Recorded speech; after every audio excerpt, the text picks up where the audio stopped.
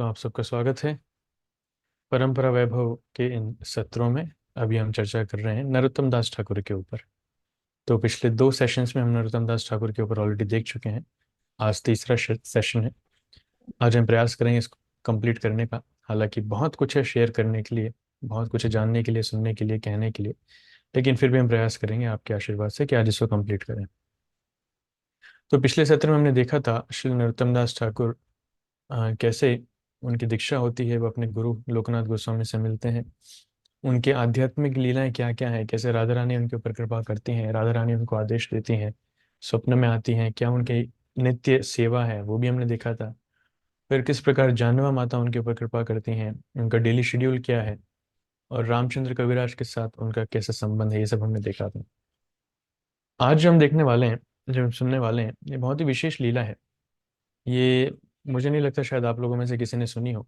It's rarely heard. मैंने तो जब पढ़ी थी इससे पहले मैंने अपने जीवन में कभी नहीं सुनी ये वाली लीला, लेकिन ये शास्त्रों में आती है। ध्यान से सुनिएगा, आज का सत्र थोड़ा सा लंबा हो सकता है लेकिन बहुत ही ज़्यादा आनंददायक है और शिक्षाप्रद भी है।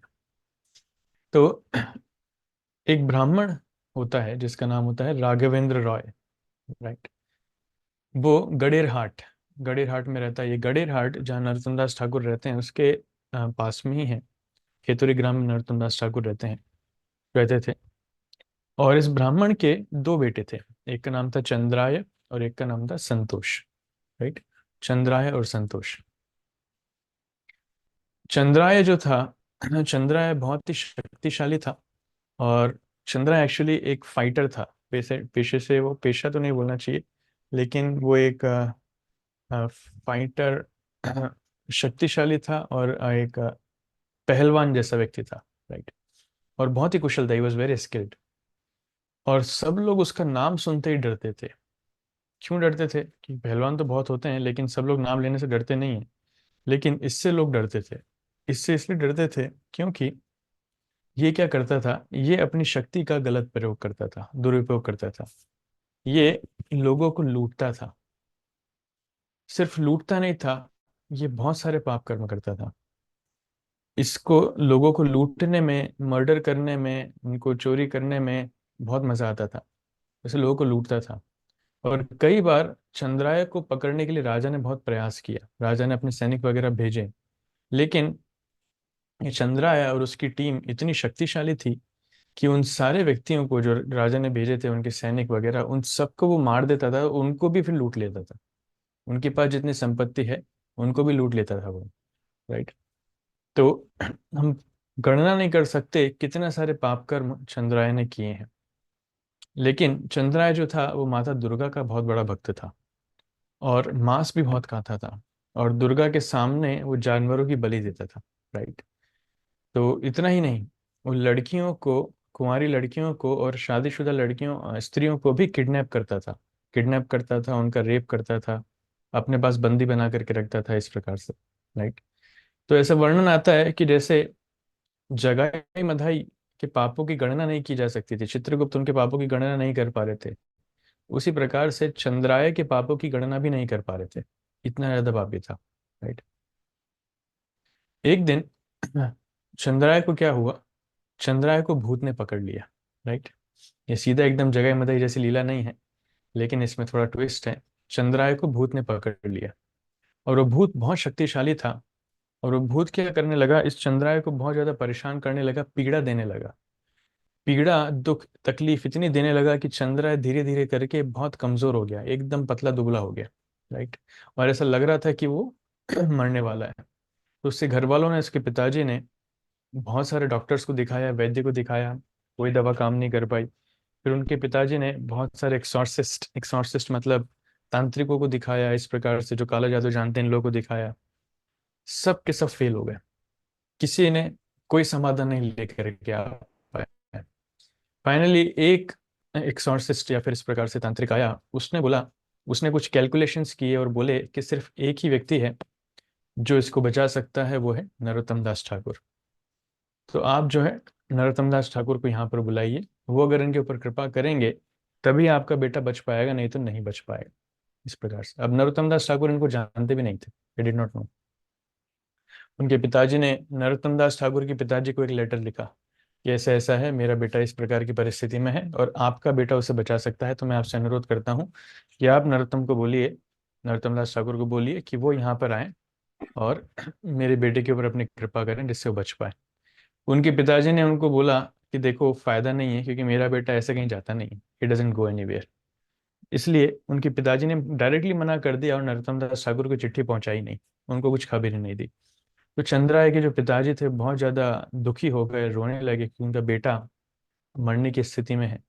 और माता दुर्गा से वो प्रार्थना करने लगे कि हे माता दुर्गा, कृपा करके मेरे बेटे को बचाइए, आप ही हैं जो उसको बचा सकते हैं, अभी और कोई नहीं है। मैंने सारे प्रयास कर लिए, सारे डॉक्टर्स को दिखा दिया, सारे तांत्रिकों को दिखा दिया, सारे ज्योतिषों को दिखा दिया, सबको दिखा दिया, कुछ नहीं हो पा रहा। तो उस रात माता दुर्गा चंद्राय के सपने में आती है। एक ब्राह्मणी ब्राह्मणी का वेश धारण करके आती हैं और मुस्कुराकर चंद्राय को बोलती हैं कि चंद्राय, तुम्हारा उद्धार कैसे होगा, तुम्हारा उद्धार कैसे संभव है, तुमने इतने पाप किए हैं, इतने पाप किए हैं कि मेरी भी शक्ति नहीं है कि मैं तुम्हारे इतने पापों से मुक्ति दिला सकूं, मेरी भी शक्ति नहीं है। राइट। अगर कोई कृष्ण की पूजा न करके मुझे शरणागत होता है तो मैं खुश नहीं होती हूँ, मैं दुखी होती हूँ।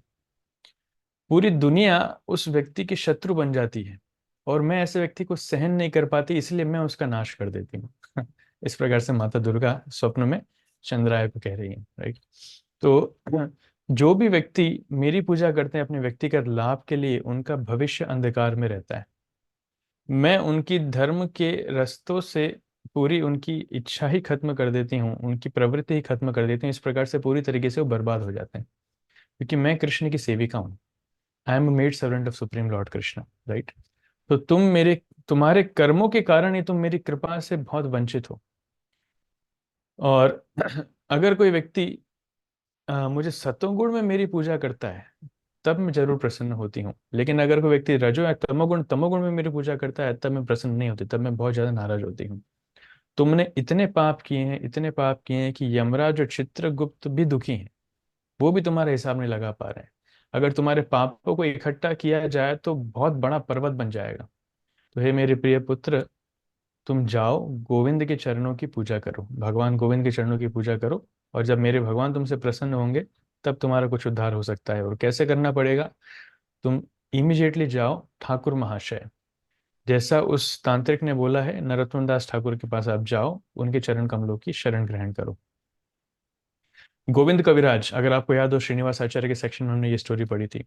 गोविंद कविराज रामचंद्र कविराज के भाई थे, उन्होंने भी मेरी पूजा की थी, उन्होंने भी मुझे प्रार्थना अर्पित की थी मुक्ति के लिए, लेकिन मैंने उनको प्रदान नहीं की। लेकिन जब उन्होंने श्रीनिवास आचार्य की शरण ली, तब जाके उनके पापों से, उनके रिएक्शन से उनको मुक्ति मिली।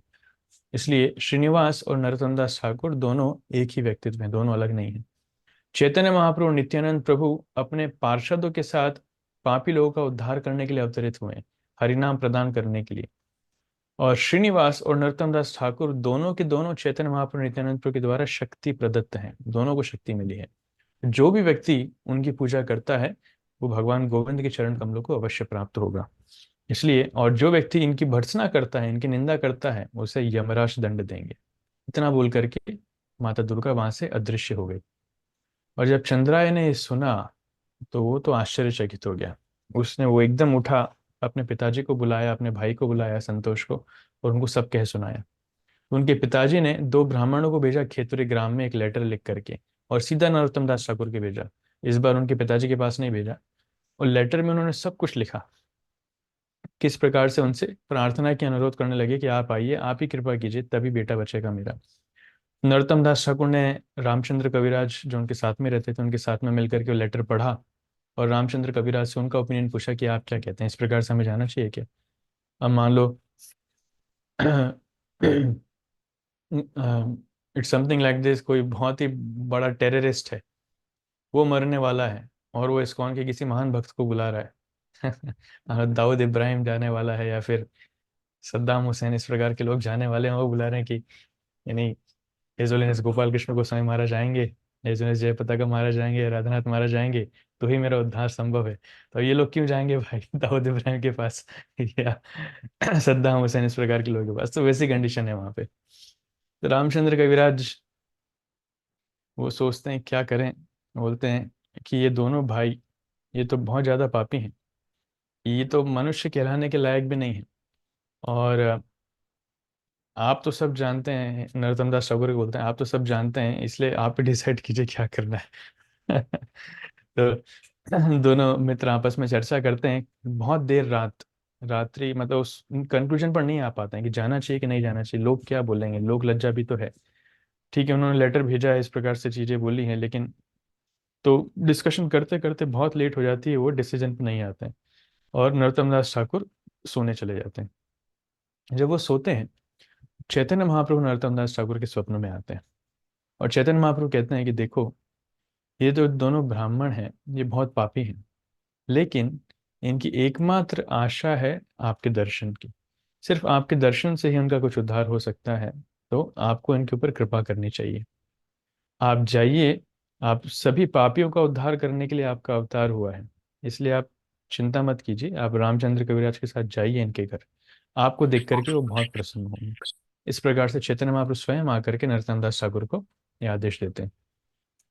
तो अगली सुबह होते ही वो रामचंद्र कविराज को पूरा स्वप्न बताते हैं और दोनों के दोनों भाई कुछ दूसरे वैष्णव के साथ चल पड़ते हैं, वहां से निकल चलते हैं चंद्राय के लिए मिलने के लिए। और दो ब्राह्मणों को वो पहले ही रवाना कर देते हैं कि आप आगे आगे जाओ जल्दी जल्दी, और जाकर के उनके पिताजी को मैसेज दो कि हम लोग आ रहे हैं। राइट। तो वो जाते हैं, चैतन्य महाप्रभु को प्रणाम करते हैं और फिर निकल पड़ते हैं। और रास्ते में वो एक गांव में रुकते हैं, वहां से अपने व्यक्ति को भेज देते हैं न्यूज़ के लिए। और राघवेंद्र जो उनके पिताजी हैं, जब वो सुनते हैं कि इस प्रकार से नरोत्तम दास ठाकुर आ रहे हैं और बहुत सारे भक्तों के साथ आ रहे हैं, तो इतने प्रसन्न होते हैं, इतने प्रसन्न होते हैं कि वो बहुत सारे ब्राह्मणों को एकत्रित कर लेते हैं, बहुत सारे म्यूजिशियंस मतलब जो संगीतकार, उनको इकट्ठे कर लेते हैं स्वागत करने के लिए। और इतना ही नहीं, उनके घर के आगे पूरे गांव को वो सजवा देते हैं, इमीडिएटली आदेश देते हैं कि सब लोग गांव सजा दो। तो लोग अपने घरों के आगे आ, पानी भर भर के रखते हैं पात्रों में, पेड़, केले के पेड़ लगाते हैं, अपने घरों को डेकोरेट करते हैं फूल मालाओं से। हजारों लोग वहां पर लाइन बना करके खड़े हैं, और जो माता है वो शुभ साउंड, वो आपने सुना होगा ना, बंगाल में उलू ध्वनि बजाती है माता, वैसे वो बजाने लगी, वो शुभ संदेश करने लगी। और ऐसे नरोत्तम दास ठाकुर वहां पर आते हैं, उनको रिसीव करके लाते हैं। तो जैसे राघवेंद्र नरोत्तम दास ठाकुर को देखते हैं, इतने प्रसन्न होते हैं कि प्रसन्नता के कारण उनकी आंखों से आंसू आने लगते हैं। और धीरे धीरे करके नरोत्तम दास ठाकुर उनके घर में प्रवेश करते हैं। उनको वहां पर बहुत आसानी, आरामदायक जगह बिठाया जाता है। फिर उनके पिताजी उनके चरण धोते हैं, और नरोत्तम दास ठाकुर ज्यादा समय वेस्ट नहीं करते हैं, वो पूछते हैं कि आपका बेटा कहाँ है, मैं उसको देखना चाहता हूँ, चंद्राय कहाँ है, मैं उसको देखना चाहता हूँ। तो उसको उस रूम में लेकर के जाया जाता है। और चंद्राय की हालत ऐसी थी कि वो बिस्तर पे पड़ा था, वो उठ भी नहीं पा रहा था। तो उसके पिताजी उसकी मदद करते हैं, उसको धीरे धीरे करके उठाते हैं और उसको दीवार के सहारे बिठाते हैं। राइट।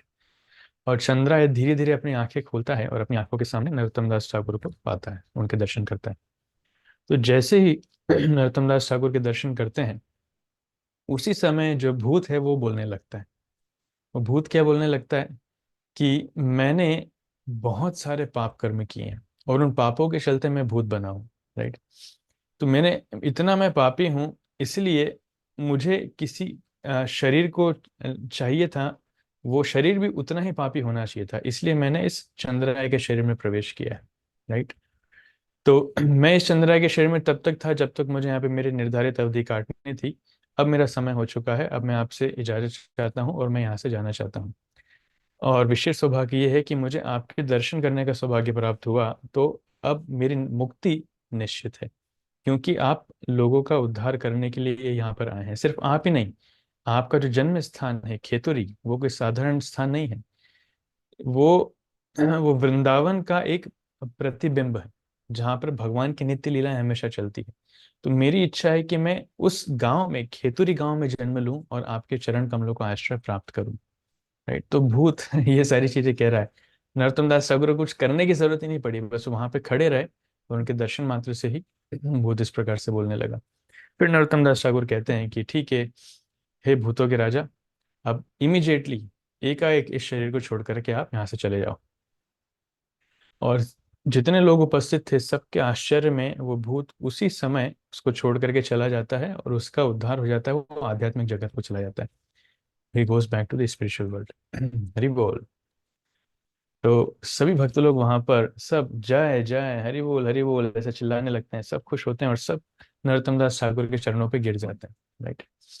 और एक के बाद एक चंद्राय, संतोष उसका भाई और उनके पिता राघवेंद्र वो आते हैं। वो बहुत पछताते हैं और नरोत्तम दास ठाकुर के चरणों में गिरते हैं और उनसे प्रार्थना करते हैं उद्धार के लिए। तो उसी समय नरोत्तम दास ठाकुर तीनों को, पिता को और दोनों बेटों को, उस समय हरिनाम में दीक्षा देते हैं। He gives them first initiation. Right. उसी समय उनको फर्स्ट इनिशिएशन दे देते हैं। और कोई क्राइटेरिया नहीं कि आपको 1 साल जब करना पड़ेगा, 4 नियम का पालन करना पड़ेगा, कोई काउंसलर कुछ नहीं, सीधा डायरेक्ट इनिशिएशन। और तो उनकी इस कृपा को देख करके यमराज और चित्रगुप्त भी इतने आश्चर्यचकित हो जाते हैं कि वो भी नरोत्तम दास ठाकुर की महिमा गाने लगते हैं। राइट। और फिर नरोत्तम दास ठाकुर कहते हैं ठीक है अब जो भी हुआ, अब आगे से और कोई पाप नहीं करना। उन सबको बुला करके कहते हैं कि अब और कोई पाप नहीं करना। इसी this is a very important lesson. जगाई मधाई के केस में भी चैतन्य महाप्रभु ने सेम चीज बोली थी कि अब और कोई पाप नहीं करना आगे से। तो उसी प्रकार से हम जब भक्ति जीवन में आते हैं तो हो सकता है we have done many many sinful activities, बहुत सारे पाप कर्म किए हैं, लेकिन हमें यह ध्यान रखना चाहिए कि अब आगे और पाप कर्म नहीं करेंगे। जब कृपा प्राप्त हुई है गुरु की, वैष्णव की, तब आगे और पाप नहीं करना है। Story doesn't and here. ये फर्स्ट पार्ट था। इसका सेकंड पार्ट ये है, कुछ समय बाद, कुछ दिनों बाद चंद्रा जो है वो गंगा में स्नान करने के लिए जाता है। गंगा में स्नान करके जैसे ही आता है और अपने खाने के लिए बैठता है, उस समय मुसलमान राजा के जो सैनिक है वो आकर के चंद्राय को पकड़ लेते हैं। राइट। अभी चंद्राय भक्त बन चुका है लेकिन फिर उसको सैनिक पकड़ लेते हैं। और राजा इतना क्रोधित था उससे, क्योंकि इतने सारे पाप कर्म उसने किए हैं। ठीक है, हो सकता है यमराज ने माफ कर दिया हो, बाकी भक्तों ने माफ कर दिया हो, लेकिन मुसलमान राजा थोड़ी माफ करेगा। तो इतने सारे लोगों को उसने धोखा दिया है, लूटा है। तो राजा जो है वो उससे बहुत ज्यादा दुखी थे और क्रोधित थे। तो उसको पकड़ करके लाया जाता है। तो राजा उसको आदेश देते हैं कि इसको सबकी नजरों के सामने इसको कोड़े मारो। राजा की, स्पेशली राजा की नजरों के सामने उसको कोड़े मारो। और चंद्राय कुछ कहता नहीं। इससे पहले कोई सैनिक उसको पकड़ नहीं पाया था, लेकिन इस बार चंद्राय अपने बचाव के लिए भी कुछ नहीं करता और कुछ कहता भी नहीं। एक शब्द भी उच्चारण नहीं करता। राजा जो भी दंड देना चाहता है चंद्राय चुपचाप सहन करता है। तो राजा उसको मारना नहीं चाहते थे, लेकिन उसको बंदी बनाना चाहते थे। और पहले तो उसको इस प्रकार से पीटा जाता है, फिर बाद में उसको जेल में डाल दिया जाता है। और चंद्राय जब तक जेल में था उसने कुछ भी नहीं खाया। जेल वाले हालांकि देते थे जेल का खाना पीना, लेकिन चंद्राय कुछ नहीं खाता था। जितने दिन जेल में था कुछ नहीं खाया। और यहाँ पर उसके पिता राघवेंद्र, वो इतने ज्यादा दुखी हुए कि ये क्या भाग, मतलब चंद्राय, उसको इस बीमारी से मुक्ति मिली तो राजा ने इस पकड़ लिया, उसको बंदी बना लिया। तो वो अपने बेटे को छुड़ाना चाहते थे और उन्होंने अनाउंस कर दिया अपने राज्य में, अपनी जगह में, कि जो भी व्यक्ति मेरे बेटे को मेरे वापस लेकर के आएगा, वो जितना मांगेगा मैं उसको उतना धन दूंगा, यहाँ तक कि पूरा गांव का गांव दे दूंगा राज्य करने के लिए। इतना अनाउंसमेंट कर दी। तो एक काला जादूगर वहां पर आया। वो कहता है कि मेरे पास वो शक्ति है कि मैं यहाँ से आपके गांव से जेल तक एक टनल बना सकता हूँ, एक खुफिया रास्ता जमीन के माध्यम से बना सकता हूँ। अच्छा। और वो वास्तव में काला जादूगर ने मंत्र सिद्धि के माध्यम से वो टनल बना ली। वो टनल खुलती थी सीधा चंद्राय के रूम पे। राइट। और वो गया उस टनल के माध्यम से और चंद्राय के पास, और चंद्राय के पास जाकर के उसको पूरी कहानी बताता है, ऐसे ऐसे आपके पिताजी ने बोला है तो मैं इस प्रकार से आया हूँ मंत्र के माध्यम से। और वो बोले कि मैं आपके कान में ये 2.5 अक्षर का एक काली का मंत्र बोलना चाहता हूँ, और इस मंत्र को अगर आप जप करोगे तो बोले आपको यहाँ पर ज़्यादा लंबा समय रहना नहीं पड़ेगा, आप इमीडिएटली यहाँ से निकल करके अपने गांव वापस चले जाओगे, अपने पिताजी के पास। किसी को पता नहीं चलेगा, जस्ट इस मंत्र का जप करने से आप यहाँ से निकल के वहां चले जाओगे। राइट। लेकिन चंद्रा है उस मंत्र का जप नहीं करना चाहता था, उसने मना कर दिया, बोले मैं नहीं करूंगा। क्यों? क्यों? क्योंकि अरे ज्यादा लंबा जीवन जी करके फायदा क्या है? ये जीवन कितना लंबा है मुझे पता नहीं, मैंने इतने अपराध किए हैं, इतने पाप कर्म किए हैं, और ये मेरा सौभाग्य है कि नरोत्तम दास ठाकुर ने मुझे अपनी कृपा प्रदान की है। उन्होंने ऑलरेडी मेरी दीक्षा कर दी है, उन्होंने मुझे राधा कृष्ण मंत्र में दीक्षा प्रदान कर दी है, इसलिए मैं और कोई मंत्र जप नहीं करना चाहता। तो it's a great lesson we should learn. जब ऑलरेडी हमारी दीक्षा हो चुकी है तो हमारी कृष्ण पर इतनी श्रद्धा होनी चाहिए कि हमें किसी और का सहारा नहीं लेना चाहिए, राइट। इसलिए बोलते हैं कि आप जाओ, मेरे पिताजी को बोलो कि मेरे बारे में चिंता मत करें, मैं जीऊं या मरूं उससे फर्क नहीं पड़ता, मैं घर में हूं चाहे जेल में हूं उससे फर्क नहीं पड़ता, मैं सिर्फ अपने गुरु के आदेश पालन करना चाहता हूं और मेरे आराध्य भगवान कृष्ण पर अपना ध्यान लगाना चाहता हूं, बस मेरी और कोई इच्छा नहीं। तो ऐसा कह करके उसने उस काले जादूगर को वहां से हटा दिया। Can you imagine such a dairying personality.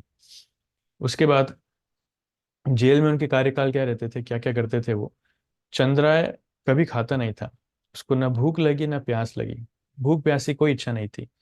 वो सिर्फ कृष्ण का नाम लेते रहते थे, कृष्ण की महिमा गाते रहते थे, कभी कभी जोर जोर से कृष्ण नाम उच्चारण करते थे, कभी ध्यान मुद्रा में बैठ करके उनके ऊपर ध्यान लगाते थे, कभी अपने मन ही मन भगवान की सेवा करते थे, उनकी पूजा करते थे, उनको मसाज करते थे, उनको सजाते थे, उनको भोग ऑफर करते थे। और कृष्ण, राधा, गोपियां, अपने गुरुदेव, इन सबको प्रार्थनाएं अर्पित करते थे, राइट। तो चंद्राय जेल में रहते हुए भी माया से मुक्त थे। ऐसा वर्णन आ रहा है, भले वो जेल में थे लेकिन फिर भी माया से मुक्त थे वो। और जेल में उनको कोई तकलीफ नहीं हुई, कोई डिफिकल्टी नहीं हुई, राइट। तो एक दिन राजा ने उनको बुलाया, और राजा अभी तक इतना क्रोधित था कि उससे सहन नहीं हो रहा था। तो राजा ने उनको बुला करके उनको मृत्यु दंड दिया। और क्या दंड दिया, बोले इसको हाथी के पैरों के नीचे दबाना है, राइट, कुचलना है। तो राजा ने अपने सैनिकों को बुलाया, और जो उसका पागल हाथी था उसको बुलाया, एक्चुअली वो हथनी थी, और चंद्राय के पैर बांध दिए और उसको खड़ा कर दिया, राइट। और सभी लोग वहां पर देख रहे हैं, पूरे स्ट्रीट, पूरे गांव वाले लोग वहां पर देख रहे हैं क्या चल चल रहा है। और जो हाथी का क्या बोलते हैं, महावत, उसको बोला गया कि चलो अभी हाथी के माध्यम से इसको इसके पैरों के नीचे कुचलवाओ। तो चंद्राय वहां पर खड़ा है, वो अपने गुरु नरोत्तम दास ठाकुर को याद करता है, और बहुत ही शौक के साथ ये सोचता है कि अब मेरा वो सौभाग्य नहीं हो पाएगा कि मैं उनके दोबारा दर्शन कर पाऊँ, उनके चरण कमलों के दोबारा दर्शन कर पाऊँ। इस प्रकार से आता है। तो हाथी दौड़ कर आता है, हथनी दौड़ कर आती है, चंद्राय को अपने सूंड से पकड़ती है, उसको उठा के पटक देती है पहली बार में तो, राइट। फिर चंद्राय दोबारा खड़ा होता है, और फिर हथनी दोबारा आती है।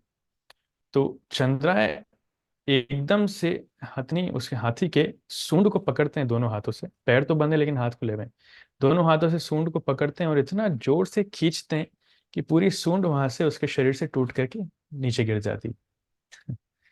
और वो हाथी इतना तेज चिल्लाता है, इतना दर्द में होता है कि वहीं पे वो अपना शरीर छोड़ देता है, प्राण त्याग देता है। और सब के सब आश्चर्यचकित हो जाते हैं कि ऐसा कैसे संभव है, एक पुरुष कैसे एक हाथी की सूंड तोड़ सकता है, ऐसे कैसे संभव है, राइट। तो राजा को जब खबर मिलती है, राजा देखता है तो वो भी आश्चर्यचकित हो जाता है, वो बोलता है, उसको बुलाते हैं, बोलते हैं कि तुम्हारे अंदर बहुत शक्ति, कहाँ से शक्ति आई। बोले नहीं, मेरे अंदर इतनी शक्ति नहीं है, मैंने सिर्फ अपने आध्यात्मिक गुरु के चरण कमल का स्मरण किया। और चंद्रा पूरी स्टोरी बताता है, किस प्रकार वो पापी था, बीमार हुआ, भूत ने पकड़ा, नरोत्तम दास ठाकुर आया, उन्होंने उद्धार किया, उन्होंने पाप कर्म करना छोड़ दी। पूरी स्टोरी बताता है। यहाँ तक कि ये भी बताता है कि मेरे पिताजी ने मुझे निकालने के लिए किस प्रकार काले जादूगर का अरेंजमेंट किया था। और नरोत्तम दास ठाकुर को खूब ग्लोरीफाई करता है। तो वो निष्ठापूर्वक बताता है, देखो अगर मेरे जाने का ऑप्शन तो मेरे पास पहले था, लेकिन मैं जाना नहीं चाहता, क्यों, क्योंकि मेरे गुरु के द्वारा दी गई भक्ति से मैं इतना प्रसन्न हूँ कि मुझे और कुछ प्राप्त करने की इच्छा नहीं है। तो जब राजा उसकी सिंसियरिटी देखते हैं तो राजा इतने खुश होते हैं कि चंद्रराय को गले लगा लेते हैं और उसको वहीं पे छोड़ देते हैं। इतना ही छोड़ नहीं देते हैं, सिर्फ उसके आगे ट्रैवल के लिए, ताकि वो अपने घर जा सके, रास्ते में कोई दिक्कत ना हो, इस प्रकार भी अरेंजमेंट करते हैं कि रास्ते में कोई सैनिक या कोई पुलिस वाला उसको रोके नहीं। तो चंद्राय गुरु की कृपा से छूट जाते हैं। और उसी समय चंद्रा जाने से पहले एक लेटर लिखते हैं अपनी फैमिली को, सब कुछ बताते हैं कि किस प्रकार मैं छूट गया हूँ। और बोलते हैं कि क्योंकि मैं गुरु की कृपा से छूट गया हूँ तो इसलिए मैं सीधा घर नहीं आ रहा हूँ, मैं जा रहा हूँ गुरुदेव के पास, नरोत्तम दास ठाकुर के पास। और आप लोग भी वहीं पर आइए और बहुत सारे गिफ्ट्स लेकर के आइए, राइट, हम गुरुदेव को गिफ्ट्स देंगे। तो चंद्राय जाते हैं नरोत्तम दास ठाकुर के पास मिलने। और जैसे ही उनको देखते हैं नरोत्तम दास ठाकुर को, उनको देखकर ही चंद्राय को अष्ट सात्विक विकार आने लगते हैं, ही फील्स एक्सटैटिक। और नरोत्तम दास ठाकुर भी उनको देख करके बहुत खुश होते हैं, राइट। दोनों मिलते हैं, और नरोत्तम दास ठाकुर बहुत कृपा उनके ऊपर करते हैं, पूरी स्टोरी सुनते हैं, दे बिकम वेरी हैप्पी। तो वहाँ पर एक दिन रहते हैं, उसके बाद उनके घर वाले आते हैं, उनको बहुत सारे गिफ्ट्स देते हैं, नरोत्तम दास ठाकुर की महिमा कीर्तन करते हैं कि आपकी कृपा से ही मेरा बेटा दूसरी बार बचा है। इस प्रकार से बहुत सुंदर सीन क्रिएट होता है। बाद में चंद्रा अपने घर जाते हैं, right. So this is the story of Chandra. Generally जगह मदय की स्टोरी तो हमें पता है, लेकिन इस प्रकार से और भी स्टोरी है। ऐसे बीच में मैं पढ़ रहा था, गोपाल भट्ट गोस्वामी के केस में भी एक बहुत सुंदर स्टोरी है। जब हम उनके बारे में पढ़ेंगे तो मैं बताऊंगा। So this was the story about Chandraya. Narottam Das Thakur के केस में हम आगे बढ़ते हैं। विशेषकर नरोत्तम दास ठाकुर की जो व्यक्तिगत डीटीज थी, उनके पास दो विग्रह थे। एक चैतन्य महाप्रभु के विग्रह थे और एक अ, कृष्ण के विग्रह थे। चैतन्य महाप्रभु के विग्रह का नाम तो गौरांग था और कृष्ण के विग्रह का नाम था वल्लभी कांत, राइट। और काफी लंबे समय से नरोत्तम दास ठाकुर उनकी सेवा पूजा करते आ रहे थे। एक दिन अचानक नरोत्तम दास ठाकुर के मन में एक अद्भुत अलग ही अनुभव होता है, उनकी फीलिंग्स आती हैं। वो अपने विग्रह के सामने खड़े होते हैं और बहुत देर तक उन्हें निहारते रहते हैं, उनके दर्शन करते रहते हैं। अचानक से उनको ये साक्षात्कार आता है कि मेरे विग्रह की कॉन्सोर्ट्स नहीं है। कॉन्सोर्ट्स मतलब कृष्ण के साथ राधा नहीं है, राइट। तो सोचते हैं कब वो शुभ दिन आएगा जब मेरे भगवान को मैं उनकी शक्ति के साथ देखूंगा। और भी विग्रह स्थापित करना चाहता हूँ इनके साथ, उनकी कॉन्सोर्ट जो है उनको भी स्थापित करना चाहता हूँ। तो उस रात चैतन्य महाप्रभु और वल्लभी कांत, उनके दोनों विग्रह नरोत्तम दास ठाकुर के स्वप्नों में आते हैं और कहते हैं कि नरोत्तम, आपकी इच्छा पूरी होगी। आप चाहते हैं और विग्रह होने चाहिए, हमारा परिवार ही कृष्ण का परिवार बढ़ना चाहिए। क्योंकि आपकी इच्छा है तो मेरी इच्छा है, मेरे भक्त जो चाहते हैं मैं इनकी इच्छा पूरी करूं। इसलिए आप एक काम कीजिए, मैंने अपने आप को 6 विग्रह के रूप में विस्तारित किया है अपनी शक्तियों के साथ। आप जाइए और उनको अपने मंदिर में स्थापित कीजिए। उनके नाम है, नाम भी बताते हैं, उनके नाम है गौरांग, वल्लभीकांत, श्री कृष्ण, ब्रजमोहन, राधा रमन और राधाकांत। इस प्रकार से 6 विग्रह के नाम बताते हैं। रहे नरोत्तम, हमने अभी तक आपके घर में बहुत आनंद पूर्वक आपकी सेवा ग्रहण की है गौरांग और वल्लभीकांत के रूप में। अब ये 2 विग्रह जो हैं, अब ये यहाँ से अदृश्य हो जाएंगे और आप अपना मंदिर जो है वो खाली पाएंगे। It will, your temple room will be empty. और आप जब नए 6 विग्रह स्थापित करेंगे, तब ये जो 2 विग्रह हैं हमारे जो अभी गायब होने वाले हैं, गौरांग और वल्लभीकांत, ये उन नए गौरांग और वल्लभीकांत में मर्ज हो जाएंगे। और जो भी भक्त लोग आपके इन विग्रहों के दर्शन करेंगे उन्हें मुक्ति प्राप्त होगी। वो इस भाव बंधन से मुक्त हो जाएंगे सिर्फ विग्रह के दर्शन करने मात्र से। It's so powerful. तो इतना कहकर के उस सपना उनका टूट जाता है। नरोत्तम दास ठाकुर एकदम आश्चर्यचकित होकर के उठते हैं और उठने के बाद ही उनको एक्सटेसिक एक्सटैटिक फीलिंग्स आने लगती हैं कि उन्होंने भगवान के साक्षात्कार दर्शन किए। 1 घंटे बाद जब मंगल आरती के समय होता है, तो जैसे ही पट खुलते हैं सब लोग आश्चर्यचकित हैं कि टेम्पल रूम तो खाली, अंदर विग्रह ही नहीं है। विग्रह ही नहीं है। तो नरोत्तम दास ठाकुर ने बताया कि किसी को बताया नहीं था कि उन्होंने स्वप्न में क्या देखा। तो जैसे रामचंद्र कविराज और बाकी भक्त लोग देखते हैं विग्रह कहाँ है, सब लोग इतना दुख मनाते हैं, उनको लगता है शायद भगवान हमसे नाराज हो गए, हमारी सेवा नहीं लेना चाहते, वहां से आप प्रकट हो गए। तो नरोत्तम दास ठाकुर सबको शांत करने का प्रयास करते हैं, लेकिन पर्सनली प्राइवेटली रामचंद्र कविराज को जाकर के सब कुछ घटना बता देते हैं कि इस प्रकार से हुआ है। तो वो पुजारी को आदेश देते हैं, कोई बात नहीं, आप एक काम कीजिए, शालिग्राम शिला ऑल्टर में है, आप शालिग्राम शिला की सेवा पूजा कीजिए, राइट। और फिर नरोत्तम दास ठाकुर श्रीनिवास आचार्य को बुलाते हैं और इंस्टॉलेशन के लिए, अभिषेक के लिए, कि नए विग्रह लाने हैं। और वो वृंदावन जाते हैं विग्रह लाने के लिए। तो काफी लंबा समय निकल जाता है लेकर के। जब उसके बाद जब वापस आते हैं तो वो स्वप्न में देखते हैं he saw in dream all the 6 deities with their consort। वो स्वप्न में उन 6 के 6 विग्रह को देखते हैं, बहुत खुश थे। जैसे ही वो उठते हैं तो आनंद में रोने लगते हैं पूरी रात भर। अगले दिन वो विग्रह बनवाना चालू करते हैं, क्योंकि उनको विग्रह मिले नहीं थे। अगले दिन वो विग्रह बनवाना चालू करते हैं और बहुत जल्दी उनके 6 विग्रह पूरे हो जाते हैं। तो सारे विग्रह बहुत सुंदर थे, लेकिन नरोत्तम दास ठाकुर चैतन्य महाप्रभु का जो विग्रह था उसको देख करके खुश नहीं हुए। उन्होंने उसको दोबारा बनवाया। जब दूसरी बार वो विग्रह बना फिर भी खुश नहीं थे, उन्होंने उसको तीसरी बार बनवाया। तो ऐसे करते करते काफी लंबा समय निकल गया। उन्होंने कई बार वो विग्रह बनवाया, लेकिन जितनी बार बना, उन शिल्पकारों ने अपना बहुत प्रयास किया, बेस्ट दिया, लेकिन वो नरोत्तम दास ठाकुर की जैसी एक्सपेक्टेशन थी वैसा विग्रह नहीं बना पाए। दे वर नॉट सक्सेसफुल। तो नरोत्तम दास ठाकुर बहुत ज्यादा चिंतित हो गए। उनको लगा शायद उन्होंने कुछ गलती कर दी है और चैतन्य महाप्रभु के लिए रोने लगे। He began to cry out. तो एक दिन चैतन्य महाप्रभु स्वप्न में आए एक रात में और बोलते हैं कि नरोत्तम, तुम मेरा विग्रह नहीं बना पाओगे, क्योंकि ऑलरेडी एक दूसरा विग्रह है जो मैं चाहता हूं कि जो स्थापित हो। मेरे सन्यास के पहले मैंने खुद अपना एक विग्रह बनाया था। महाप्रभु कहते हैं मेरे सन्यास के पहले मैंने खुद अपना एक विग्रह बनाया था और किसी को पता नहीं है कि वो कहाँ है, क्योंकि मैंने उसको गंगा में डाल दिया था। तो तुम मुझे बहुत प्रिय हो, इसलिए मैं आपको बता रहा हूँ। आप जाओ, एक ब्राह्मण है, उसका नाम है विप्रदास, वो मेरा भक्त है। उसके अनाज का जो गोदाम है, उस अनाज के गोदाम में वो विग्रह है, वहां पे आपको मिलेगा, वहां पे जाओ। तो नरोत्तम दास ठाकुर ने पूछा, भैया कहाँ है, कौन विप्रदास कौन है, कहाँ रहते हैं? तो पता चला हाँ भाई, बहुत ही अमीर एक धनी ब्राह्मण है। उसके पास जाते हैं और जाकर के उसको प्रणाम करते हैं नरोत्तम दास ठाकुर। और विप्रदास पूछते हैं, बताइए मैं आपकी क्या सेवा कर सकता हूँ? बोलते हैं कि मैं आपका वो अनाज का गोदाम देखना चाहता हूँ। विप्रदास कहते हैं नहीं नहीं, वो संभव नहीं है। क्यों? क्योंकि वहां पर सांप है, बहुत सारे जहरीले सांप हैं, कोई वहां पे जाने की हिम्मत नहीं करता है। नरोत्तम दास ठाकुर कहते हैं नहीं, आप चिंता मत करो, जब मैं जाऊंगा सारे सांप भग जाएंगे वो सब सांप वहां से भाग जाएंगे। तो मान जाता है, ठीक है। तो जैसे ही नरोत्तम दास ठाकुर प्रवेश करते हैं, सबके आश्चर्य से सारे सांप वहां से भग जाते हैं। जितने सांप थे, ढेर सारे सांप उस जगह से वहां से चले जाते हैं, भग जाते हैं। और वहां पर नरोत्तम दास ठाकुर को चैतन्य महाप्रभु का विग्रह मिलता है, गौरांग प्रभु का, और इतना सुंदर होता है। उनको देख करके खुश हो जाते हैं, फिर वो विग्रह लेकर के आते हैं। और सब लोगों विग्रह देख करके सब भक्त लोग बहुत खुश होते हैं। तो उस दिन के बाद से उस विप्रदास के घर में सांप के कोई डर नहीं था। अदरवाइज नहीं तो वो रूम जो है, उसका गोडाउन हमेशा सांप से भरा रहता था, कोई जाता नहीं था। और विग्रह इतने सुंदर थे, सबका मन आकर्षित कर लेते हैं। जो भी उस विग्रह को देखता है, ऐसा कहता था कि वो विग्रह चैतन्य महाप्रभु से अभिन्न है, इतने ज्यादा सुंदर है। राइट। फिर ये आयोजन होता है जो आपने सुना होगा, सबसे पहला गौर पूर्णिमा फेस्टिवल जो खेतुरी ग्राम में नरोत्तम दास ठाकुर ने आयोजित किया।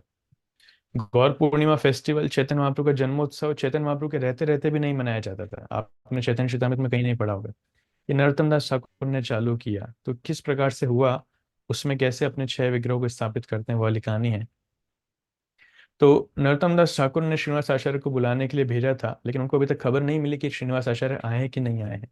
तो काफी चिंतित थे वो, और ये विग्रह लेकर के वहां पे लौट के आ चुके हैं अपने घर में।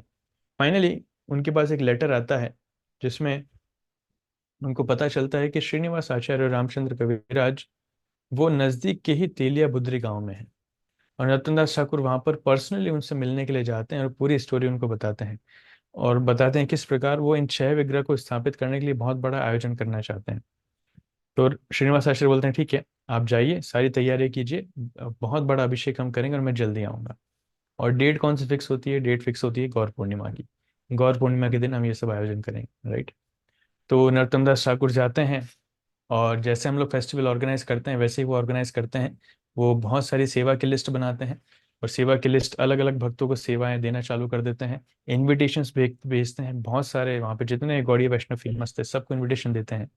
और फाल्गुन पूर्णिमा यानी गौर पूर्णिमा के दिन वो डिसाइड करते हैं कि विग्रह स्थापित होंगे। जैसे ही फेस्टिवल नजदीक आता जा रहा है, सारे बड़े और मुख्य सारे फेमस डिवोटीज वहां पे धीरे धीरे करके इकट्ठा होना चालू हो रहे हैं। Every one is getting closure, सब लोग आ रहे हैं। और नरोत्तम दास ठाकुर बहुत सम्मान पूर्वक सबसे मिल रहे हैं, उनको प्रणाम कर रहे हैं, सम्मान दे रहे हैं, सबको जगह दे रहे हैं रुकने के लिए, खाने के अरेंजमेंट्स कर रहे हैं प्रसादम के। और फेस्टिवल के एक रात पहले नरोत्तम दास ठाकुर को एक स्वप्न आता है, जिसमें चैतन्य महाप्रभु स्वयं आते हैं। और वो उनको कहते हैं कि अगले दिन के कीर्तन में, संकीर्तन में चैतन्य महाप्रभु स्वयं आएंगे और डांस करेंगे सबके सामने महाप्रभु से दैट। तो अगले दिन नरोत्तम दास ठाकुर बहुत खुशी खुशी सारा अरेंजमेंट्स करते हैं।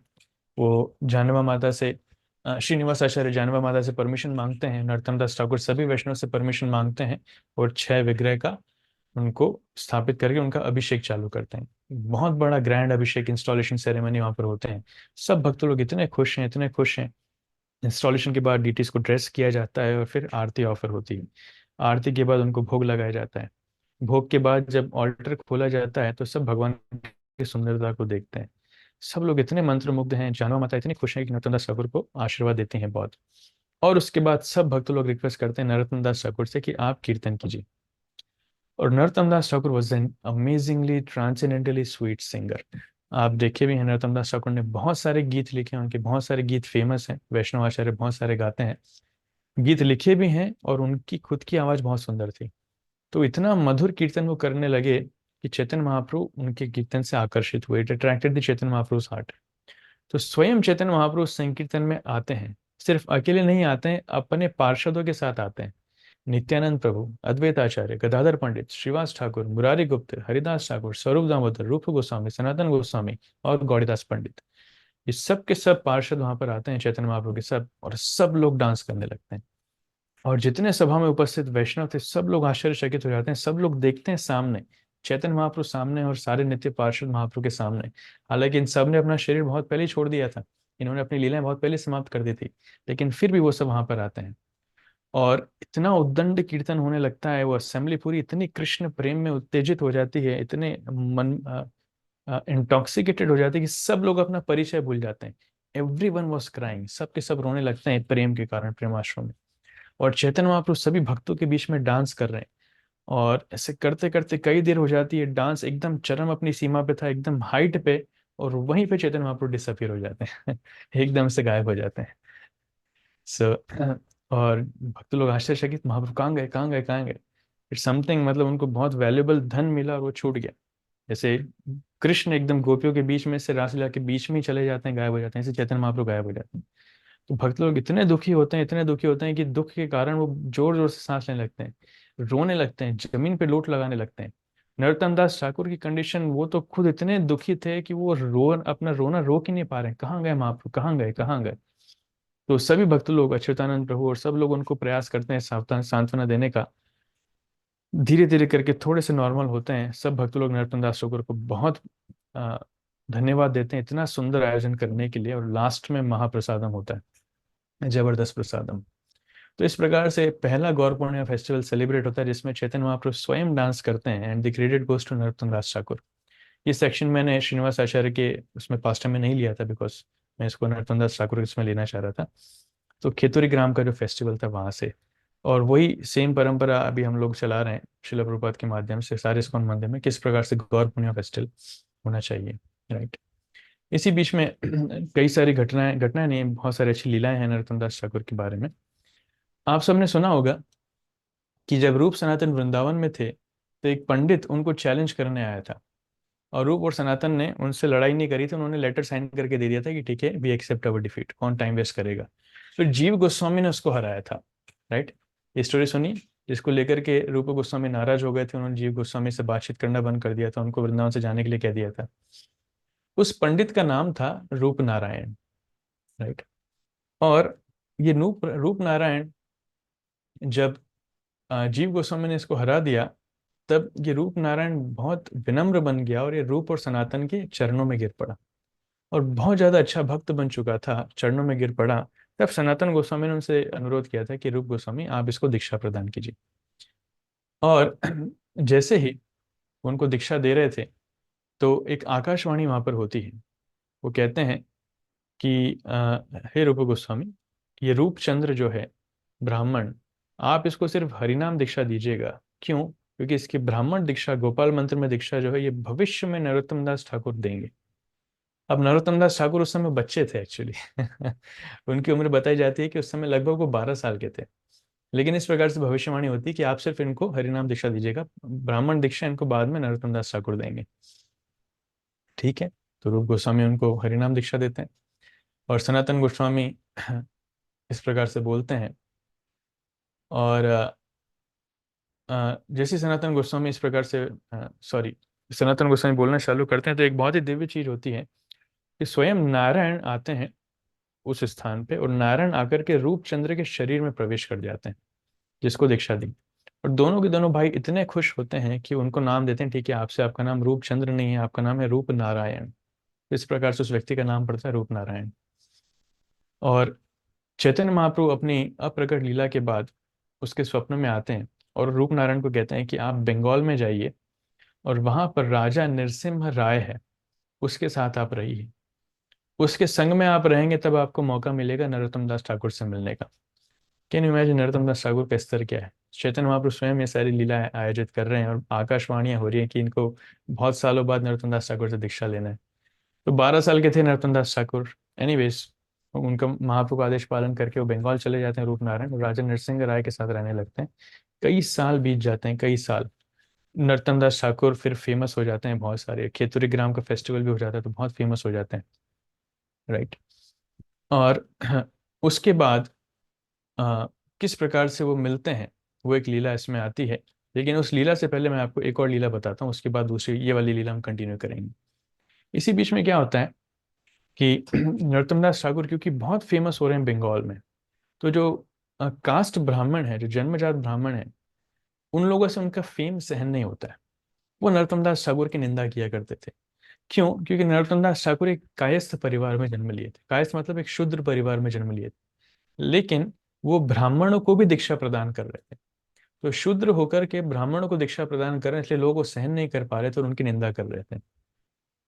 तो इस गौर पूर्णिमा, एक गौर पूर्णिमा फेस्टिवल में, ये तो पहला फेस्टिवल हमने देखा था, ऐसे नरोत्तम दास ठाकुर हर साल गौर पूर्णिमा फेस्टिवल मनाते थे। तो एक किसी गौर पूर्णिमा फेस्टिवल में वीरचंद्र प्रभु, जो नित्यानंद प्रभु के बेटे हैं, वो लेक्चर दे रहे थे।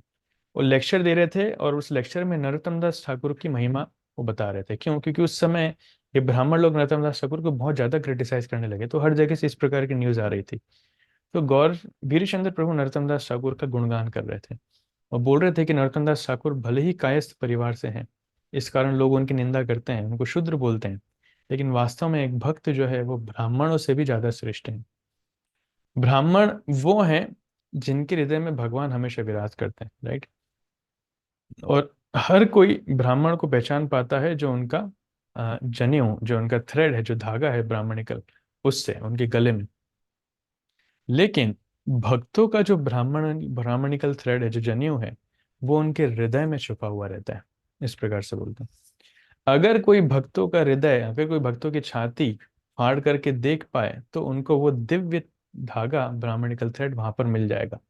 वो उसके दर्शन करेंगे, तब वो एक्सेप्ट करेंगे कि कैसे भक्त लोग भी ब्राह्मण होते हैं, उनको ब्राह्मण परिवार में जन्म लेने की आवश्यकता नहीं है। और नरोत्तम दास ठाकुर जो है, नरोत्तम दास ठाकुर कोई साधारण व्यक्ति नहीं है, वीरचंद्र प्रभु कह रहे हैं, ये चैतन्य महाप्रभु के भाव के अवतार हैं। नित्यानंद प्रभु ने उनको अपनी शक्ति प्रदान की। अगर आप सौभाग्यशाली हैं तो वो अपनी छाती आपको खोल करके दिखाएंगे और अपने अंदर का ब्राह्मणिकल थ्रेड दिखाएंगे। इस प्रकार से बोले, कैन यू इमेजिन? तो वीरचंद्र प्रभु उसके बाद साइलेंट हो गए और सभी सभा में उपस्थित लोग नरोत्तम दास ठाकुर की तरफ पलटे और उनसे रिक्वेस्ट करने लगे, नरोत्तम दास ठाकुर, आप अपना वो ब्राह्मणिकल थ्रेड दिखाइए। अपनी छाती खोल करके अपना ब्राह्मणिकल थ्रेड दिखाइए। अब हनुमान जी, जैसे हनुमान जी ने अपनी छाती फाड़ी थी, ये उस प्रकार का करते हैं। छाती खोलना मतलब शर्ट खोलना, कुर्ता खोलना नहीं। हनुमान जी ने जैसे अपनी छाती फाड़ी थी, वैसे। तो जैसे हनुमान जी ने फाड़ी थी, नरोत्तम दास ठाकुर भी अपनी छाती फाड़ते हैं और उनके छाती के अंदर वहां पर एक दिव्य थ्रेड, जो ब्राह्मणिकल थ्रेड है, उनको दिखता है। लेकिन ये साधारण थ्रेड नहीं था, ये इतना तेजमय था, गोल्डन कलर का था, इतना तेजमय कि लोग उसको देख नहीं पा रहे थे, इतना प्रकाश उससे निकल रहा था। लेकिन भक्त लोग उसको बड़े आसानी से निहार रहे थे, अपने पूरे संतुष्टि से उन्होंने उसको देखा और सब लोगों ने उनको प्रणाम किया और सब चिल्लाने लगे, जय जय नरोत्तम दास ठाकुर की जय। और भक्त लोग एक दूसरे को गले लगाने लगे। सो इस प्रकार की लीला नरोत्तम दास ठाकुर ने वहां पर की, राइट। तो ये जब लीला राजा ने सुनी, राज नरसिंह ने, जो पक्कपल्ली पास में ही एक दूसरी जगह थी, वहां के राजा थे। तो वो राजा भी इन ऑर्थोडॉक्स ब्राह्मण कम्युनिटी से बार बार उनको कंप्लेन आ रही थी नरोत्तम दास ठाकुर के लिए, कि किस प्रकार उनको संन्यास नहीं लेना चाहिए, किस प्रकार नहीं लेना चाहिए था, किस प्रकार उनको ब्राह्मण को दीक्षा नहीं देना चाहिए था। तो राजा ने संदेश भेजा नरोत्तम दास ठाकुर को कारण पूछने के लिए कि आपने किस कारण से संन्यास ग्रहण किया, आप शूद्र हैं, आप संन्यास लेने के लायक नहीं है, किस कारण से आप ब्राह्मणों को दीक्षा दे रहे हैं। तो नरोत्तम दास ठाकुर ने बहुत सारे शास्त्रीय कोटेशंस के साथ वो लेटर का रिप्लाई किया और वो कह रहे थे कि अगर आप फिर भी आपकी इच्छा है तो मैं डिबेट करने के लिए भी तैयार हूँ, कोई भी व्यक्ति आप आ जाएं, आपके मंत्री आ जाएं, मैं उनका जवाब देने के लिए तैयार हूँ, ठीक है। तो राजा कन्विंस्ड हो गए। राजा ने रिस्पॉन्स दिया, ठीक है, हम आपसे डिबेट करने के लिए आएंगे। और राजा ने अपने मंत्री रूप नारायण से चर्चा की थी। तो अगेन वो रूप नारायण वाला इंस्टेंस यहाँ पर आ रहा है। तो रूप नारायण जैसे नरोत्तम दास ठाकुर का नाम सुना, वो समझ गए कि यही व्यक्ति है, तो वो चाह रहे थे कि इनके दर्शन करें। तो उन्होंने सलाह दी कि चलिए हम उनसे डिबेट करेंगे। तो उनसे डिबेट करने के लिए तैयार हुए। और उनके पास जो ग्रेटेस्ट स्कॉलर्स अवेलेबल थे, जो सबसे महान पंडित थे, रूप नारायण अपने आप में बहुत महान पंडित थे, सब के सब जाते हैं नरोत्तम दास ठाकुर के पास खेतुरी ग्राम। इधर नरोत्तम दास ठाकुर को पता चल जाता है कि वो लोग आने वाले हैं। तो नरोत्तम दास ठाकुर के जो शिष्य हैं, गंगा नारायण चक्रवर्ती और रामचंद्र कविराज, ये लोग बहुत बुद्धिमान हैं। ये लोग प्लान बनाते हैं। ये क्या प्लान बनाते हैं? वो बोलते हैं कि हम दो हैं, हम दोनों में से एक जो है वो पॉटर, मतलब घड़े, मिट्टी के घड़े बेचने वाला बन जाएगा, कुम्हार जिसको हम बोलते हैं, और दूसरा जो है पान बेचने वाला बन जाएगा, राइट। हम दोनों जाते हैं गांव के बाहर, अपनी एक छोटी छोटी दुकान खोल लेते हैं खेतुरे के जस्ट बाहर। और जैसे ही राजा और उसकी पार्टी वहां पर आएगी, तो डेफिनेटली हमसे कुछ ना कुछ खरीदना चाहेंगे, पानी भरने के लिए घड़े लेना चाहेंगे और खाने के लिए पान लेना चाहेंगे। तो हम लोग क्या करेंगे, हम संस्कृत में बात करेंगे। तो ऐसे ही हुआ। वो दोनों एक पान की दुकान खोल लेता है और एक कुम्हार का घड़े की शॉप खोल लेते हैं। तो कुछ ही देर बाद, कुछ दिनों बाद राजा की पार्टी वहां पर आती है, सारे स्कॉलर्स वहां पर आते हैं, रूप नारायण भी आते हैं, और ये लोग वहां पर जाते हैं उससे पान वान खरीदने के लिए।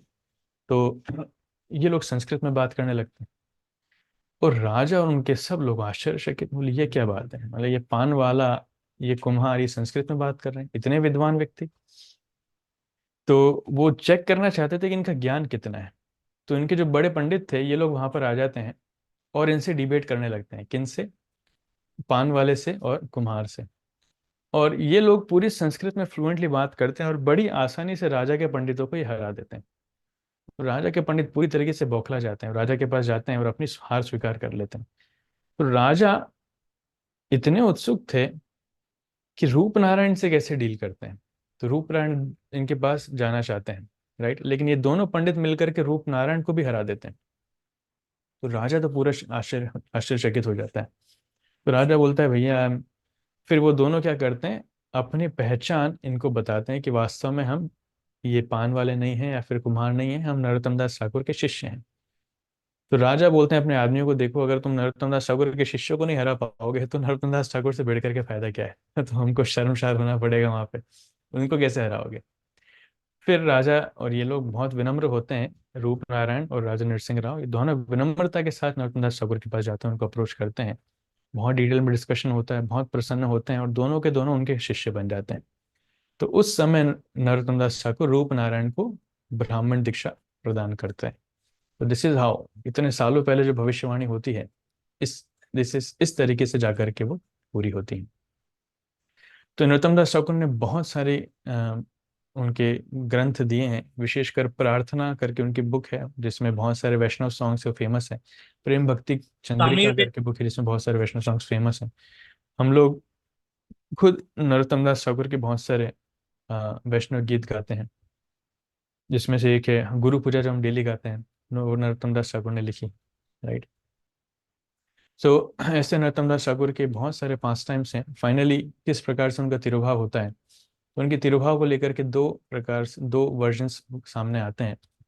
एक बार नरोत्तम दास ठाकुर जो हैं, वो भगवान से विरह सहन नहीं कर पा रहे थे, वो बहुत ज़्यादा भाव में आ जाते हैं। तो उनके शिष्य जो हैं गोपाल गंगा नारायण चक्रवर्ती, वो उनके पास जाते हैं और उनके पास जाकर के वो ध्यान में बैठते हैं, समाधि में ध्यान में बैठते हैं। और कई दिन निकल जाते हैं, वो वहां से समाधि ध्यान से वापस नहीं आते हैं, राइट। तो उस लोगों को लगता है कि हाँ भाई, now is planning to leave. और उस समय जो ब्राह्मण ऑर्थोडॉक्स कम्युनिटी थी, वो उनकी फिर निंदा करना चालू कर दी। देखो किस प्रकार इसने ब्राह्मणों को, पूरा जीवन ब्राह्मणों को दीक्षा देने में निकाल दिया, ये कोई शूद्र है, शूद्र से ज्यादा बढ़कर नहीं है, अब देखो मर गया ये। इस प्रकार से उनकी निंदा करना चालू करते हैं। तो गंगा नारायण से सहन नहीं होता है, वो अपने गुरु से प्रार्थना करते हैं, गुरुदेव प्लीज आप वापस आइए, इन मूर्खों को आप जवाब दीजिए, इन मूर्खों के लिए कुछ कीजिए। तो उस समय नरोत्तम दास ठाकुर, उनका शरीर जो है बहुत चमकने लगता है, और एक गोल्डन ब्राह्मणिकल थ्रेड उनके शरीर पर अचानक से प्रकट हो जाता है। इसको देख करके जो कास्ट ब्राह्मण है, वो उनको गलती समझ में आती है, और वो नरोत्तम दास ठाकुर के चरणों में गिर करके क्षमा मांगते हैं। एक ये वर्जन आता है।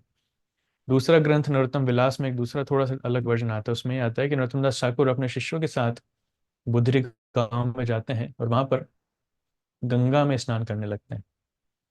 स्नान करते करते उनको बहुत बुखार आ जाता है और उनकी तबीयत बहुत ज्यादा खराब हो जाती है। ऐसा लग रहा है कि अभी वो अपने प्राण त्याग देंगे। उस समय वो आदेश देते हैं, ठीक है अभी मेरी अब मैं प्राण त्यागने वाला हूँ तो मेरे लिए शैया का एक वर्णन कीजिए, आयोजन कीजिए क्रिमेशन के लिए, जैसे लकड़ियों को लेकर के आओ और वो सब करो। तो सब भक्त लोग बहुत घबरा जाते हैं, लेकिन फिर भी गुरु का आदेश से पालन करते हैं। और 3 दिन तक नरोत्तम दास ठाकुर उपवास रखते हैं और चुपचाप एक जगह बैठ जाते हैं। और 3 दिन के बाद वो अपना शरीर छोड़ते हैं। और उनको जितने शिष्य थे वो बहुत दुखी थे। फिर बाद में उनका इस प्रकार से दाह संस्कार वगैरह करना चालू करते हैं। लेकिन वहां पर इस प्रोसेस में जो ब्राह्मण से वो लोग चिल्लाने लगते हैं, फिर और उनकी निंदा करने लगते हैं। तो गंगा नारायण वगैरह उनके जो शिष्य हैं, उनसे रहा नहीं जाता, वो उनके अपने गुरुदेव से प्रार्थना करते हैं वापस आने के लिए, प्लीज आप वापस आइए।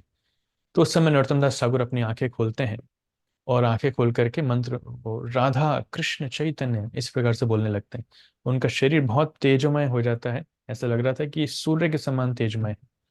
ये देख करके ब्राह्मण लोग, उनको होश आता है, फिर वो सब उनके चरणों में गिरते हैं, माफी मांगते हैं। नरोत्तम दास ठाकुर सबको गले लगाते हैं और सबको बोलते हैं कि आप गंगा नारायण जो मेरा शिष्य है उसके संग में रह करके आप भक्ति के शास्त्रों को पढ़िए। और वो फिर एरिया छोड़ करके चले जाते हैं। कुछ समय बाद नरोत्तम दास ठाकुर शरीर छोड़ने का प्रयास करते हैं, वो प्रिपरेशन लेते हैं और बोलते हैं गंगा नारायण को, ठीक है सभी भक्तों को लेकर के आओ, हम गंगा में स्नान करने चलेंगे। सब गंगा में स्नान करने जाते हैं और बोलते हैं कि आप लोग अपने हाथों से मेरे शरीर के ऊपर पानी डालो। तो सब भक्त लोग अपने गुरुदेव के शरीर पे पानी डालने लगते हैं। जैसे ही वो पानी डालने लगते हैं, नरोत्तम दास ठाकुर का शरीर जो है वो दूध में कन्वर्ट होने लगता है और गंगा के पानी के साथ मिक्स होने लगता है। राइट। पानी डालते डालते धीरे धीरे उनके सारा शरीर दूध में कन्वर्ट हो जाता है और गंगा में मिक्स हो जाता है। तो भक्त लोग बहुत रोने लगते हैं, बहुत रोने लगते हैं। और गंगा नारायण चक्रवर्ती जो है वो एक जग दूध उसमें से निकालते हैं और ऐसा करके मुर्शिदाबाद में उनकी दुग्ध समाधि बनती है। कई बार भक्त लोग पूछते हैं उनकी समाधि कहाँ पर है, तो उनके शारीरिक समाधि हमको नहीं मिलती उनके। आ, इस प्रकार से जो दूध वहां से निकाला था उस दूध की समाधि, जिसको दुग्ध समाधि कहा जाता है, इट्स यूनिक वे। किसी आचार्य ने इस प्रकार से अपना शरीर छोड़ा नहीं जिस प्रकार से नरोत्तम दास ठाकुर छोड़ते हैं। सो इन कंक्लूजन, ये हमारा अनन्य सौभाग्य है कि हमें हमारे संप्रदाय में इस प्रकार के आचार्य हुए हैं। लेकिन कई बार हमें उनके बारे में पता नहीं होता, तो हमारी उतनी श्रद्धा, उतना भाव संप्रदाय के लिए या फिर आचार्यों के लिए आ नहीं पाता। सो इट्स अवर रिस्पॉन्सिबिलिटी, हम ज़्यादा से ज़्यादा इन आचार्यों के बारे में सुनेंगे, समझेंगे, पढ़ेंगे, तो हमारी श्रद्धा अपने आप जागृत होगी। Thank you so much. I will stop here. Hare Krishna. Any questions और कमेंट्स?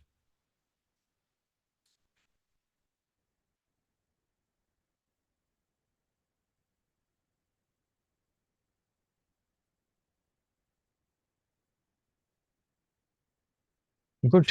No questions. ऐसे इसमें कुछ फिलोसॉफिकल है नहीं ज़्यादा क्वेश्चन पूछने के लिए, इट्स स्टोरी एंड स्टोरी। हरे कृष्णा प्रभु जी।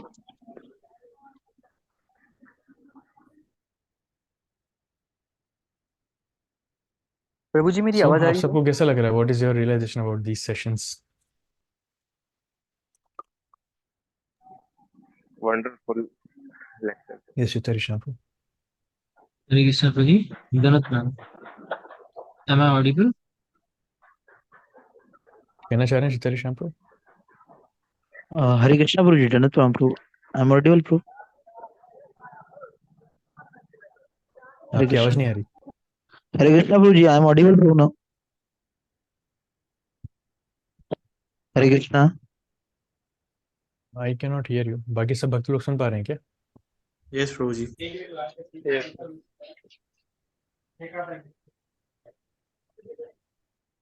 अभी बोलो चित्तहरी हरे कृष्णा प्रभु जी, दंडवत प्रणाम Prabhu. Prabhu. Ji now it's audible Prabhu? हाँ यस प्रभु। प्रभु जी वो thank you very much Prabhu ji. ये लाइक इतना डीप नॉलेज तो हमें पता ही नहीं है लाइक। और जनरली तो हम नाम जानते हैं या दो चार भजन जानते हैं कि ये भजन इन्होंने गाए हैं, और एक रिस्पेक्ट जानते हैं कि बस प्रणाम करना है। लेकिन जब समझ में आता है कि किस तरीके से समाधि हो रही है या दुग्ध में शरीर बदल रहा है, तो लाइक जो मेटाफिजिकल चीजें हैं, मतलब ऐसी चीजें हैं जो तत्व एकदम लाइक इस तरीके से हो रहा है कि इनकी भी इतनी महान महान लीलाएं हैं इस तरीके से कि लाइक ऐसा जो प्रकृति के नियम है इससे भी बियॉन्ड जा करके जो शुद्धता चैतन्य महाप्रभु खुद आ रहे हैं। तो इससे ये समझ में आ रहा है कि लाइक और कितना रिस्पेक्ट मतलब करना चाहिए। अभी तो जस्ट ऐसा लगता था मुझे कि इन्होंने कुछ भजन लिखे हैं और प्योर डिवोटीज हैं, तो प्योर डिवोटीज कैसे हैं वो समझ में आ रहा है Prabhu. So thank you very much Prabhu, इसकी बहुत ज्यादा नीड है, क्योंकि हमारी विरासत में कितनी डीप, मतलब कितना और हमें सुनने को बाकी है, ऐसा फीलिंग आ रहा है मुझे तो। Very true. In fact same was my realization, क्योंकि हमें पता नहीं रहता, लेकिन जितना ज्यादा हम आचार्य के बारे में जानते हैं, हम खुद भी आश्चर्यचकित होते हैं, बाप रे इतना कुछ है। It was such a great treasure, हमें पता ही नहीं पड़ा कभी। Thank you so much. Okay, Avadhut Neta Prabhu ji. Hare Krishna Prabhu ji, दंडवत प्रणाम। Thank you Prabhu ji Hare for this session. मेरी आवाज आ रही है प्रभु आपको? हरे, यस प्रभु। प्रभु मेरा दो प्रश्न थे। एक, आपने बताया कि जब नरोत्तम दास ठाकुर को सपने में महाप्रभु दिखते हैं, विग्रह के बारे में महाप्रभु बताते हैं, ये 6 विग्रह, ये 2 विग्रह हैं जो अ, ये अप्रकट हो जाएंगे और 6 विग्रह की स्थापना होगी। तो फिर नरोत्तम दास ठाकुर किसी को नहीं बताते हैं, पर क्योंकि फिर रामचंद्र कविराज जब उनको मिलते हैं तो वो उनसे ही शेयर्स इन कॉन्फिडेंस, वो हम्म कॉन्फिडेंशियली उनको शेयर करते हैं। तो प्रभु जी, इसका अर्थ हम ये समझे कि जो शुद्ध भक्त हैं वो समान, जो शुद्ध भक्त हैं उनसे हर बात जो है उसको चर्चा करते हैं, हर बात को शेयर करते हैं। They don't keep anything secret, उनका कोई privacy as such they don't keep. वो whenever they see some a similar devotee, they share their heart. ये ना, सत्य है that's not Prabhu? The principle. Principle is कि जितनी ऐसे डीप रियलाइजेशंस होते हैं वो कॉमन पब्लिक के सामने शेयर नहीं करते हैं। लेकिन अगर कोई एलिजिबल डिवोटी है, कोई इस लेवल का डिवोटी है, तो उसके साथ शेयर कर सकते हैं। ऐसा नहीं है कि करना ही चाहिए, but if you like, if they like, they can share. कभी कभी उनको भी डाउट होते हैं, यार मैंने ऐसा स्वप्न देखा, पता नहीं सही है कि नहीं है, तो they just want to cross check and confirm. तो उस स्तर के भक्त के साथ भी शेयर कर सकते हैं। सो ऐसा नहीं है कि उनको शेयर करना ही है, पर ये रूल जरूरी है कि कॉमन भक्तों के साथ नहीं करना चाहिए, बिकॉज वो लोग नहीं समझ पाएंगे, वो लोग उपहास करेंगे, निंदा करेंगे, इस प्रकार से। हाँ, जी बिल्कुल। प्रभु, हम चैतन्य चरितामृत के स्टार्टिंग में देखते हैं, आदि लीला के फर्स्ट चैप्टर में प्रभुपाद गुरु परंपरा का बताते हैं कि स्वरूप Damodar Goswami was the intimate associate of Mahaprabhu, and his direct disciples were, his assistants were Rup Goswami and Raghunath Das Goswami. तो प्रभुपाद वहां तक he mentions, and uh, uh, the Bhakti Siddhanta Saraswati Thakur Goswami, and we are his humble servant. हाँ, वहां पे Prabhupada mention करते हैं Narottam Das Thakur disciple is Vishwanath Chakravarti Thakur. तो अ, वो मुझको थोड़ा समझ में नहीं आया। तो नो, मैं क्वेश्चन समझ नहीं पाया। What is your question? Prabhu ji, Prabhupada mention करते हैं वहां पे कि Vishwanath Chakravarti Thakur is the disciple of Narottam Das Thakur, और गंगानाथ चक्रवर्ती का मेंशन नहीं है। और पर्सनली मुझको विश्वनाथ चक्रवर्ती ठाकुर का के बारे में भी नहीं पता है, तो आप थोड़ा क्लियर करेंगे? हाँ, मैंने इंटरनेट पे सर्च किया, नरोत्तम दास ठाकुर की लीनियज में ही है, उनके गुरु का नाम वहीं पर आ रहा है। तो विल फाइंड, जब मैं विश्वनाथ चक्रवर्ती ठाकुर के ऊपर डिटेल में और सर्च करूंगा तब उसमें और डिस्कस कर लेंगे। Right, he is also there in our acharya list, जिसके बारे में हमें डिस्कशन करना है, but that will take some time. Thank you. Hare Krishna. Thank you. Hare Krishna. Hare Krishna. Yes, Sanjay Prabhu, कुछ कहना चाहते हैं संजय प्रभु, प्रभु? हाँ यस ब्रो। एक छोटा सा डाउट था प्रभु, आप जो बता रहे थे कि जो रूप नारायण प्रभु, जो उनका नाम हरिनाम दीक्षा जिनको मिल रहा था, हम्म उस टाइम पे उस टाइम पे नारायण स्वयं उनकी बॉडी में आ जाते हैं। हम्म तो एक नारायण फॉर्म तो ऑलरेडी मतलब बॉडी में होते हैं, तो हम्म। मतलब हाँ, एक नारायण होते हैं, एक नारायण और आ जाते हैं, अभी अंदर जाके दोनों नारायण मर्ज हो जाते हैं कि अलग अलग रहते हैं, इसका वर्णन नहीं आया है। सॉरी। Nice question. ठीक है, थैंक यू।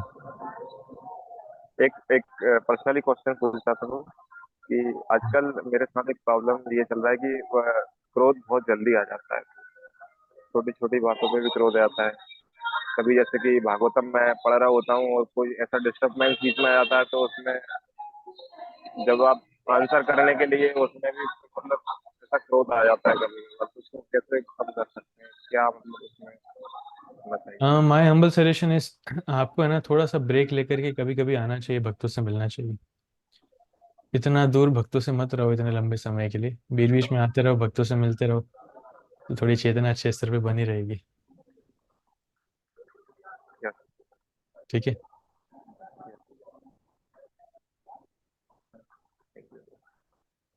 आता हूँ मैं थैंक यू। हरे कृष्ण। चित्तरी श्याम प्रभु। हरे कृष्णा प्रभु जी, डर दो हमको। सॉरी प्रभु, बस ये छोटा सा प्रश्न था प्रभु जी, जो ये जैसे ये जो इन्फॉर्मेशन है या जो ये लीलाएं हैं, लाइक जैसे हम एक रूल रहता है कि हमें पहले प्रभुपाद की किताबें हैं बहुत अच्छे से खत्म करनी है, और उसके बाद हम लाइक ये जो आचार्य की टीका है या आचार्यों के, लेकिन आचार्यों के बारे में आचार्यों की टीका पढ़ना है तो प्रभु, लेकिन ये जो ये अपन जो आचार्यों के बारे में क्या अपन पढ़ सकते हैं अलग से, लाइक, और यदि पढ़ सकते हैं तो फिर कौन कौन से सोर्स कैसे हम देख सकते हैं, मतलब मेरा प्रश्न है।